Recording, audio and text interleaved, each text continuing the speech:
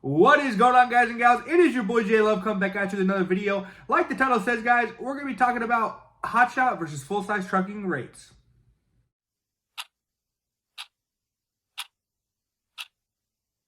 Guys and gals, thank you so much for being a part of this channel. Thank you for being part of this video.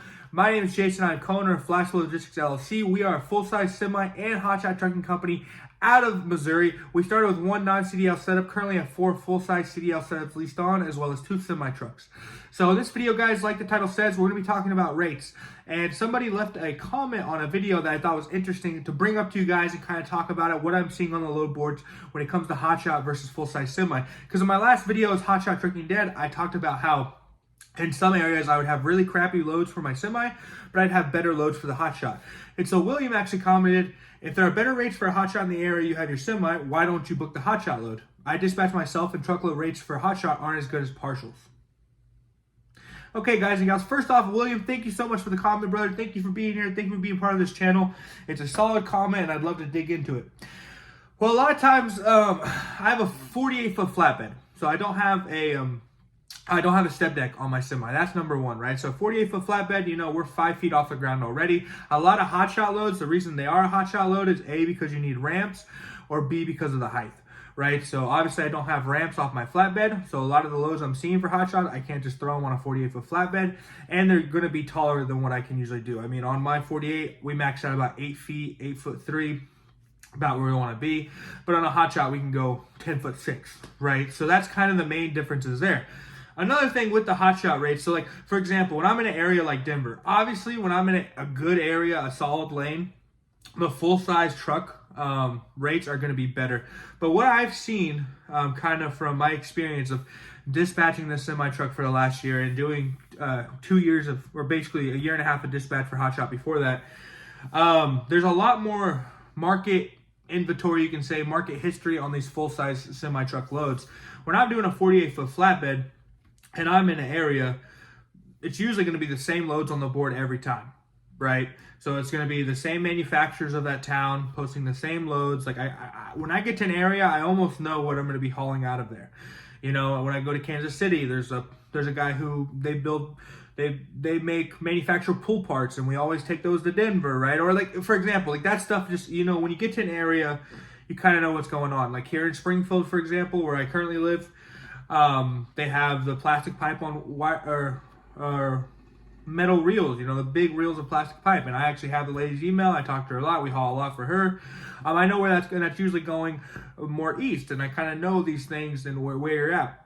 But with hotshot, a lot of times it is just random. A lot of the loads are random. They're you're never gonna have the same load twice, which I mean we do a lot of times. And there are places that are shipping out, you know, dedicated hotshot freight, but it's not on the same level as like a full-size semi-truck.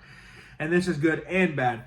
The good part about it is that these brokers don't really have market history on the rates, right? They don't just have like, oh, we've been moving this lane forever. Because a lot of times what brokers do, in my opinion, is they just try to keep getting it cheaper.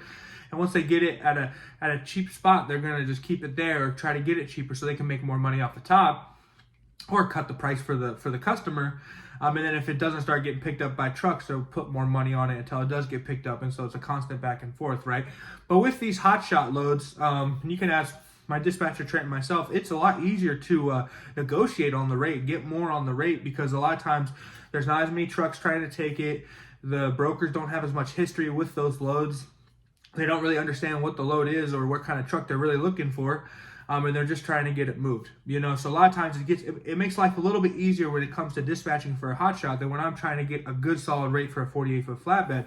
Mind you, there's a lot more freight for a 48-foot flatbed, but for example, if I go to Denver, and this is what I was seeing last week, I might have one solid load for a 48-foot flatbed that's paying over, you know, $2.50 a mile, but it's probably taking me to somewhere I don't want to go. But then I'd be looking, there'd be like 4 or 5 loads for a hotshot that are paying over $2 or $2.10 a mile, which is, you know, what we wouldn't mind moving for a hotshot in this market. But obviously they're going to areas I don't want to go as well.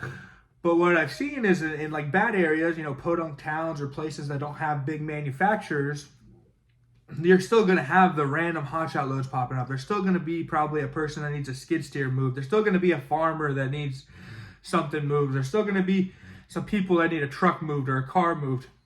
So you have these little things that you can kind of put together, or maybe find one that's paying, $1.80, $1.90 to get you out of the bull crap. Now, on the other side of things, there's not really ever going to be just a random 48,000 pound, 48-foot flatbed load just pop up out of nowhere that's paying good enough for me to haul it. Like, those loads are coming more from manufacturers.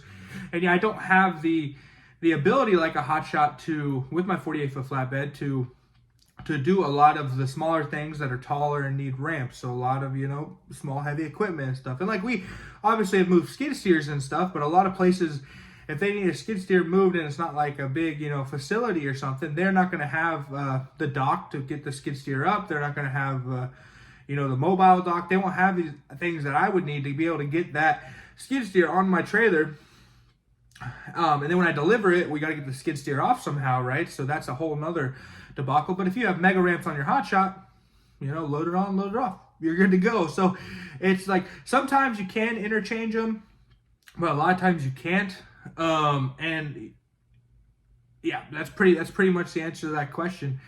When it says like truckload rates for Hotshot aren't as good as partials, I mean, I'd love to see where you're at, brother, and see what you're working with. A lot of times we're getting as good as rates as I'm getting for my semi, even better. A lot of the loads are going to be smaller. I mean, at the end of the day, I do see a lot better, length of mile loads, if that makes sense. So I know I can get if I'm in the right place, I can get over $3 a mile all the time on 600-mile loads for my semi. Now with the Hotshots, I might get $4, $5, $6 a mile, but I'm only moving, 100, 150 miles, maybe 200 miles, which can still be really, really solid loads. And then once we get bigger to the 600 to 700 mile loads, it's dropping more to $1.80, $1.90, $2, $2.10, $2.20, and that's kind of where the market has taken a drop off, or in those loads for the Hotshots. But if you put your semi, and I've seen this too, if you put your semi in the wrong area, you're basically screwed. I mean, we'll go to Denver, and I've had some luck in Denver, and I've had terrible luck in Denver. This last time we went with my 48-foot full-size flatbed, it wasn't really that bad. We got to Denver. We made $3.75 a mile getting to Denver. I think it was $2,200. And then from Denver, we went to Casper, Wyoming for another $1,000. It was like $3.60 a mile, no tarp. And then we went to Casper, Wyoming. It was Friday, so we had to make something happen. We deadheaded a good amount to another part of Wyoming and got $1,050 going back to Denver. And that paid us, that was like $260 a mile. Yeah, it was like $260 a mile getting back to Denver. And then once we got back to Denver, there was really, really crappy loads. I mean, I was calling on loads trying to get back to Missouri, because going east from Denver is very difficult. And this is what I believe to be kind of the dumbest part of all of this, is like, at the end of the day, and when I use the analogy of silver, right? Silver has a spot price, meaning how much silver is worth. And if that spot price gets below the price of what it costs to mine it, the miners will stop working. They'll stop mining silver, which makes the silver go back up. Now with trucking, we don't have that, right? Like, they'll throw any rate out there. If they can get it moved, they can get it moved. But there has to be a point where we stop making money as truckers and we say no, right? And so I see all these like smug brokers I'm talking to, and they're like, oh yeah, we have to be really, really, really low on the rate because of the lane and this, that, and the other, and we got to be competitive to win the freight and blah, blah, blah. And I'm just like, no one's like, it's not about you, number one. And number two, like, you whatever company takes this load is going to lose money.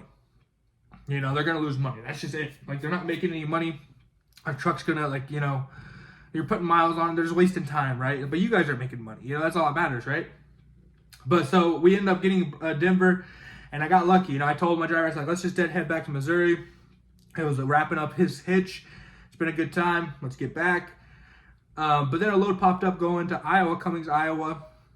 It wasn't really paying good at all. I think we ended up getting it for $1,400 on 650 miles, but it was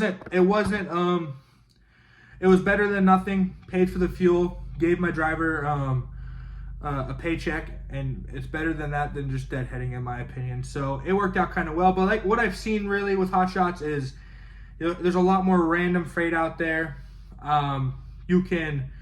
Your cost per mile is going to be lower than a semi, so you can dip down a little bit lower. So in harsher markets, and there's a lot more just customers that need stuff moved than just like huge brokerages that are moving crazy amounts of stuff for low rates. So there's a lot more leeway there to negotiate and and find people to move for. But I hope, William, that answered your question. That's kind of my 2 cents on the topic. Thank you again for the comment, brother. Thank you guys for being here. I hope you all have a great day.